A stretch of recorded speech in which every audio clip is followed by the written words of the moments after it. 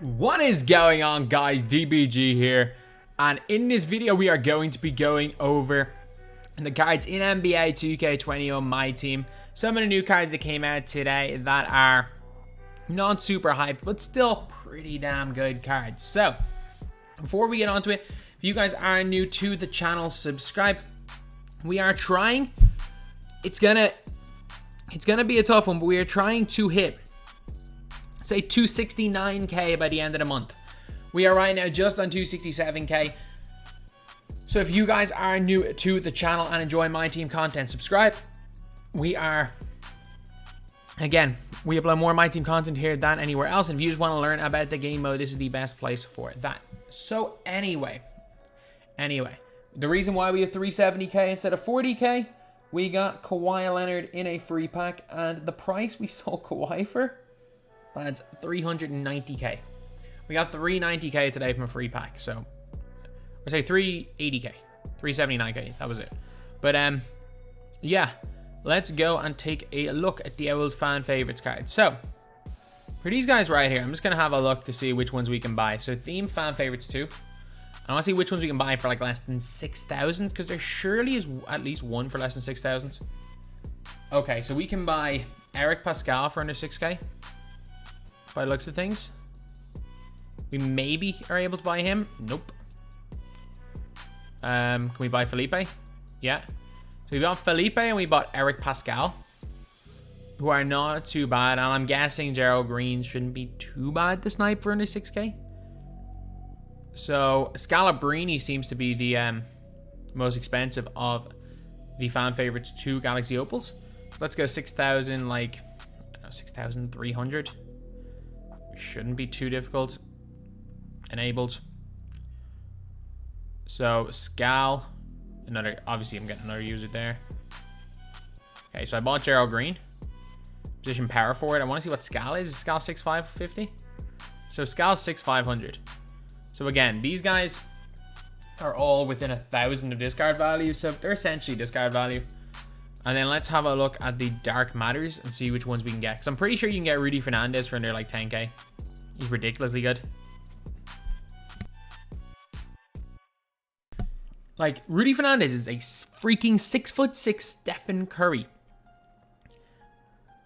He is a 6'6" Steph Curry. And he's 8,000. He's 8,500 MT. Like, what? 8,300 for Rudy Fernandez. Madness. Sheer and utter madness. So what's diaw? Diaw's my favorite player of all time, so I'm buying diaw no matter what. So we're just gonna test the diaw here. Like, diaw looks to be good. Like, diaw's 10k MT. Like, he's a freaking 6'8" point guard. He's a demon as well. Like, because diaw's my favorite player of all time, and we got him for, what do we get him for? Let's just say 10k. Because diaw's my favorite player of all time, he is probably going to come in for Nick Batum. Like, Nick Batum is one of my 2k goats. But, not even for Nick Batum. I have freaking Vince Carter in my squad, don't I? Oh, no, Nick Batum's still there. Honestly, I reckon I would take Rudy Fernandez over Vince Carter. Like, if I'm starting Rudy Fernandez, but to be honest, I will start. I'm going to keep Batum in the squad. So, Boris Diaz coming in on my starting point guard. I look at this for a cheese team. Look at this for a cheese team. Like, I'm going to make, again, the ultimate cheap cheese squad in my team tomorrow. But, like, mad. Absolute mad. So, this was, like, this definitely was not the last cheese team I made. So, let's get these guys into the squad. So, we got Rudy Fernandez. Man, that card art is... I love the card art, man. That card is just so good. And bhullar is a god as well. Just a heads up, lads. If you don't know about bhullar, trust me, you will know about bhullar, especially if you're on... Actually, it doesn't matter what gen you're on. bhullar is a god on both gens. bhullar is way better than Sean Bradley on current gen. Like, there's not even a debate between bhullar and Bradley on current gen. Who are the opals? So it's Felipe. It's Brian Scalabrine. It's Eric Paschall. And is Gerald Green the other one? Is there just 4 of them? Well, I have way too many Opal 2 guards.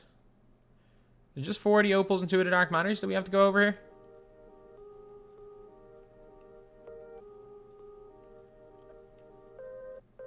Oh, there's bonga. I forgot bonga exists. Let me bid. Excuse, let me bid 6,500 on bonga, I guess. And I'm just gonna bid just in case. I'll bid like 5,500 on these because I know he's gonna sell. So worst case scenario, lose 500 on discard. If I lose it on bonga, I'm gonna lose it on bonga. Someone bid up to 6,300. I've never seen someone bid up to 6,300 on a player. Oh, someone obviously only had 6,333 left in their account. Don't get outbid last second on bonga. Do not get outbid last second. There we go. Screw it. Screw it. We got him for 6k, so it's not the biggest deal in the world. But then bonga's a beast as well. Bonga's not as good as diaw, just by the way. And like diaw's only a couple of thousand more. Like I would, without doubt, advise somebody. Power forward / shooting guard is such an interesting position. Like that is such an interesting position. So opal point guard, I think. Yeah, bonga 6'8" point guard. If he had come out earlier in the year, he would have been an absolute god. Like if they came out with a diamond version of him in like March, he would have been insane, but obviously they didn't. Rudy Fernandez, again, quickly going over stats. Not the best post game, perfect shooting, perfect dunking, like insane defensive stats, insane speed to ball and acceleration, 95 lateral quickness, 55 Hoff badges, 10 gold badges as well. And yeah, just god tier card. Eric Paschall, 94 3 ball, 95 driving dunk. Solid just all around stats. Honestly, his in terms of his animations, I'm pretty sure he's quite similar to his diamond. Let's see stats wise. He's definitely better than his diamond. But I mean his diamond is there's not massive difference. Boris diaw, power forward point guard.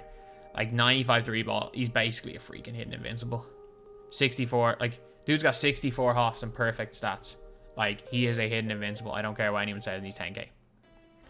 I don't care what anyone says, he's 10k. Like, that is, like, videos that I have coming out tomorrow, the 10k hidden invincible, and Rudy Fernandez, is Steph Curry with a 40-inch vertical. Like, he's ridiculous. These guys are ridiculously good. Then we got Felipe, who is just basically better J.R. Smith or Kevin Porter Jr. without blinders. Stats-wise, pretty good. Good at everything. Badges-wise, doesn't have a lot of golds, but he has all the key ones. He's not missing anything too much for a point guard. You definitely don't want to play him anywhere but with the one. Scal's just going to be a shooter, really. Isn't he? He's really just going to be a shooter. Then we got Gerald Green. 96 3 ball, 98 driving dunk. Just an overall solid card. And again, I forgot to do, like, Scalabrine, he was actually, like, 3rd on my list of gameplays for today, and I just forgot to do one, so that'll be tomorrow. I got a lot, like, I have to be up really early tomorrow, so... And then, again, as I've said, I'm going to be on a charity stream at about 1 or 11 a.m. Eastern time. I will tweet out about it. But, yeah, this is freaking Steph Curry. This is Steph Curry 2.0. This is 6'6" Steph Curry with a long wingspan and a 40-inch vertical. This is, like, just better Steph. If you're wondering, you're like, oh, well, how... Steph has a Steph Curry release, so does he. He's the exact... He's got Steph Curry's release with a better upper. Like, so if you like Steph release, you're going to like this card. For me, personally, on next gen, Steph Curry's is one of the few releases that I prefer on quick over very quick. I think it's just... There's something about Steph Curry on quick that I just think is so good. As in, like, the normal base Amethyst Steph Curry. Or even the Galaxy Opal Steph Curry. But I will concede, Rudy Fernandez is better. Like, Rudy Fernandez is better than Invincible Steph Curry. And he's, again, like 8k MT. Ridiculously good card. Okay, then we have got Boris diaw. And I mean, diaw is my favorite player. So, I'm definitely going to be biased towards Boris diaw. Of course, I'm going to be biased towards Boris diaw, my favorite player of all time. And again, if you're wondering why he's my favorite player of all time, imagine being an undersized post player who wasn't a great scorer in basketball. You had to do everything else well. Be a versatile defender, be able to create for your teammates, set screens, do everything fundamentally sound. Because if you weren't the ultimate glue guy, as a small post player without the ability to really attack anyone off the dribble, if you're unless you are the ultimate glue guy and the ultimate team player and unbelievably versatile, great passer, great vision, you were getting nowhere in basketball. So I based my whole game on Boris Diaw. Like, I remember watching Boris Diaw in the 2013 regular season for the Spurs. Obviously, I believe he should have won 2014 Finals MVP. But I remember watching the Spurs team all the time in 2013. I remember early enough in that season they played the Miami Heat and they rested all their big players. And like Boris Diaw at this stage looked out of shape, and he freaking locked down LeBron just due to his IQ in that specific game. It was mental. Like the Spurs nearly won the game, and Pop got fined for playing none of his players when Boris Diaw balled out. But yeah, that was a mad year. I'm trying to think that's 8 years ago. Jeez, my team won the national championship that year. Like that's how long ago that was. 8 years ago. But yeah, Diaw's a beast. Gallo base, good wingspan, great height for a point guard, and obviously there is personal bias towards Boris Diaw because again he's my favorite player of all time. So and if you're thinking I described Draymond Green, he was less. It's a weird one. He was less like. They were similar players, but Boris Diaw was a lot more finesse than Draymond Green. Draymond Green was a lot more aggressive, but in terms of like output, it was quite similar. I see why people compare them, but because they played similar roles, they didn't play anywhere similar in terms of their style. Oh yeah, I like this release. We haven't seen a right-handed Diaw on very quick. I like it though.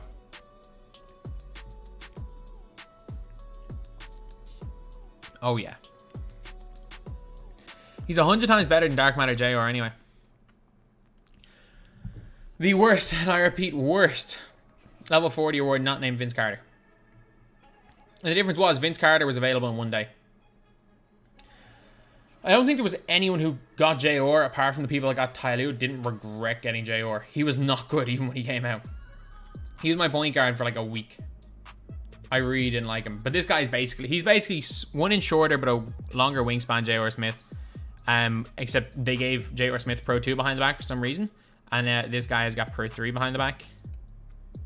But yeah, it's a bit of a weird release to get off. It's a lot easier to time for some reason on the lefty Kevin Porter Jr. Like, I don't know why. It is just significantly easier to time on him. Oh, he's got Pro 4. Why didn't he get Pro 3? I actually don't mind Pro 4. Pro 4 is way better than Pro 2. Pro 4 is one of those underrated things ever because so much of the time, if you're running this direction, a lot of the time your defenders will predict. So like say if I'm running towards, say, the right elbow here, a lot of the time defenders will predict the Pro 3, and in the Pro 4, suddenly they'll overcommit and you're wide open. You've either got that shot there, or you'll do the Pro 4 and not get as much separation as they'd expect, and you just cut right back into the same path and get the dunk. It's actually quite an OP move, the Pro 4 behind the back in the game this year. It's a weird one because it was seen as one of the worst behind the backs, but it's so awkward that it's hard to read. Okay, and then we've got Eric Paschall. I mean, Eric Paschall. Like, his release is mediocre at best.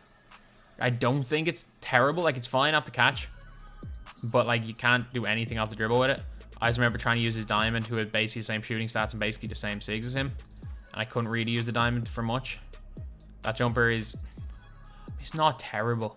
Like, again, if you are a big Eric Paschall fan, or if you are Eric Paschall yourself, who I know is quite a big myteam fan, and I say that's probably why he got put into packs, because they thought maybe he was going to tweet out about it, because he is a myteam fan himself, and he's not a bad player.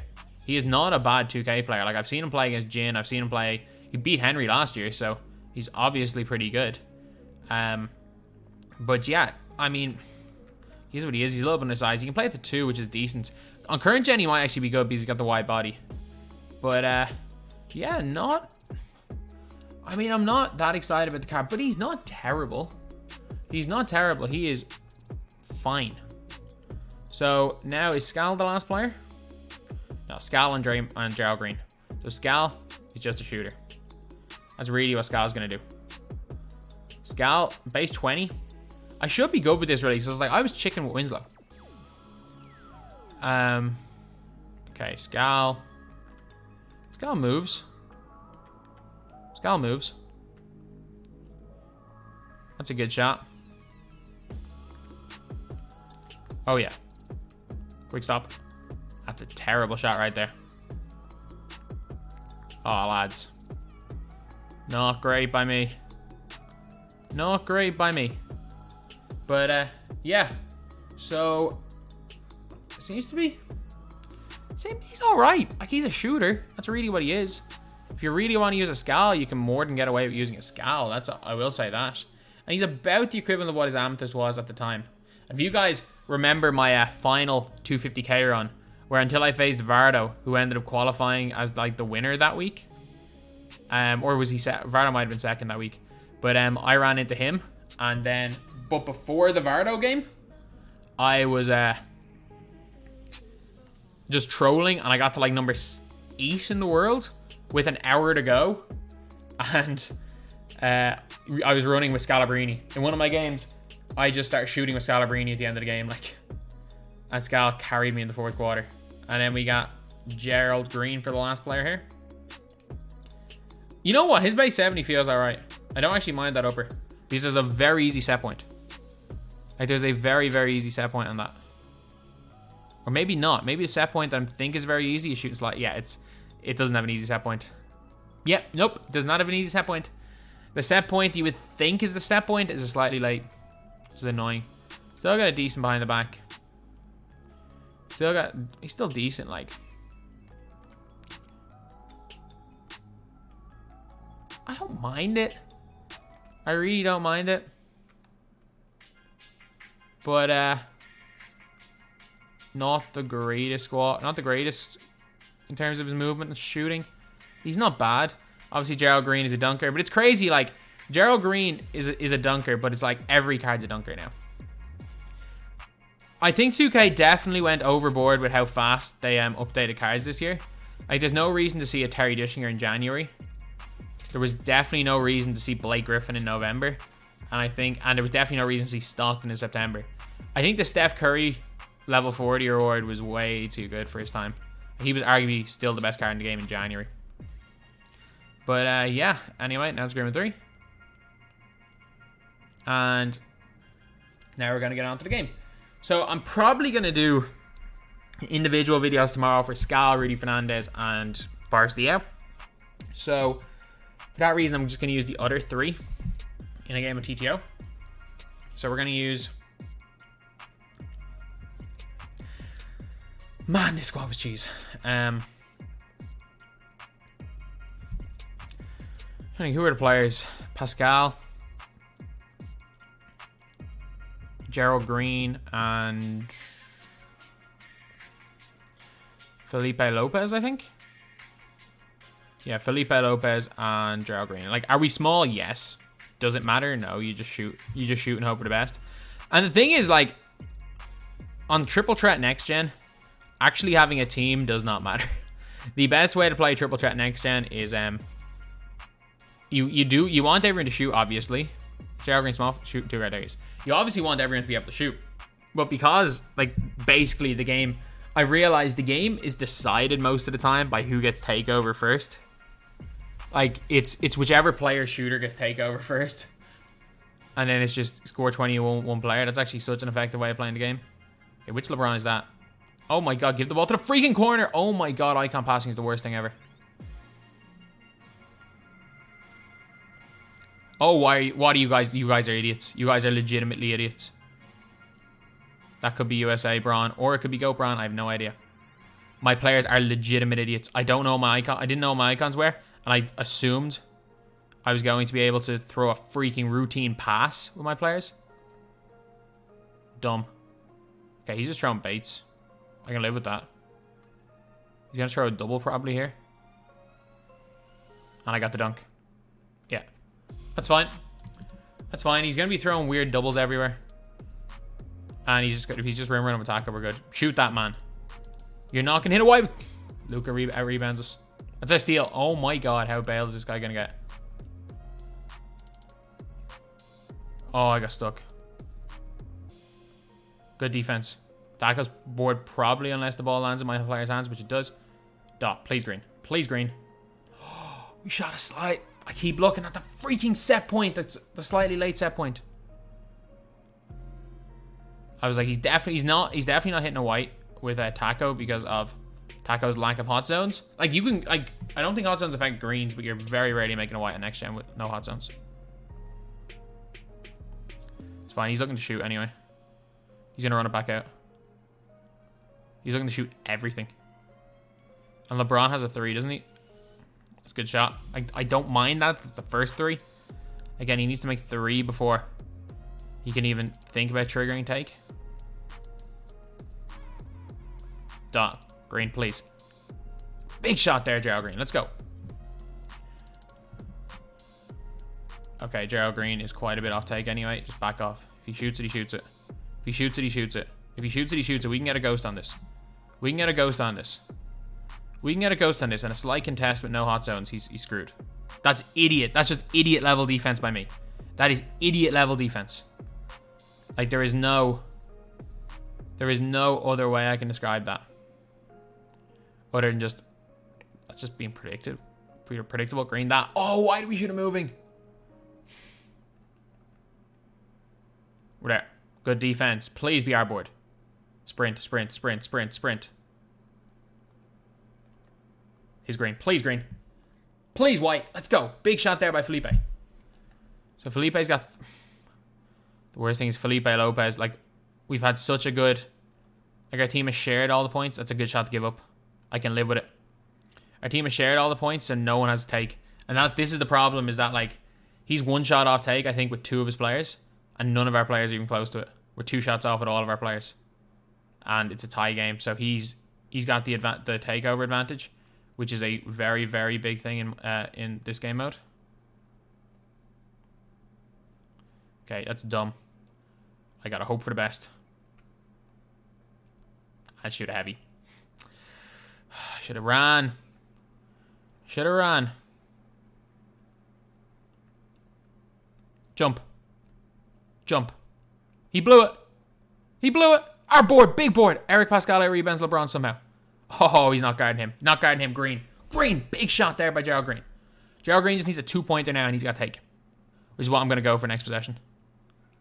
I don't mind him. Honestly, do not mind him shooting a 3 taco. Even if he makes that, I can live with that at this stage in the game.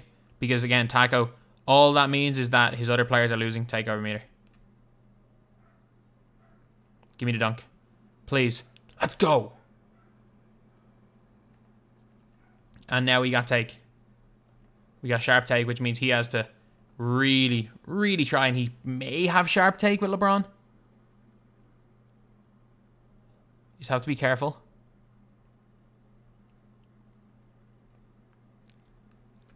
Okay. It's gotta be smart in where we're going. Green. Please green. Please green. Let's go! That's a huge shot right there. That is a huge, huge shot. Which means worst case scenario, we have a possession to win it with a player with sharp take. Like, it turns into... He blew it.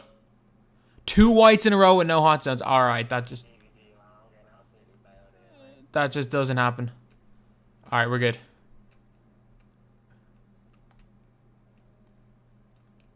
No. Why did I curry?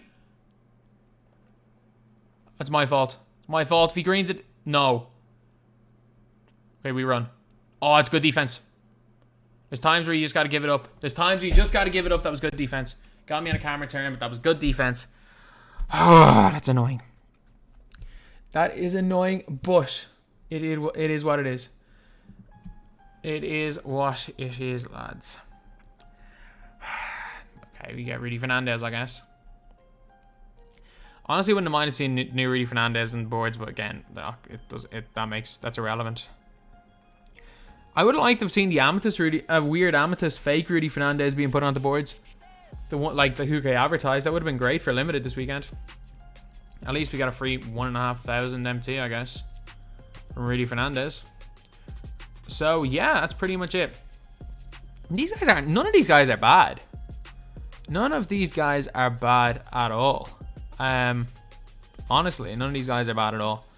And then I'm looking forward to using Rudy Fernandez, Scalabrine, and Boris diaw in videos tomorrow. So anyway, that's the video. Thank you guys for watching. Please like, comment, and subscribe.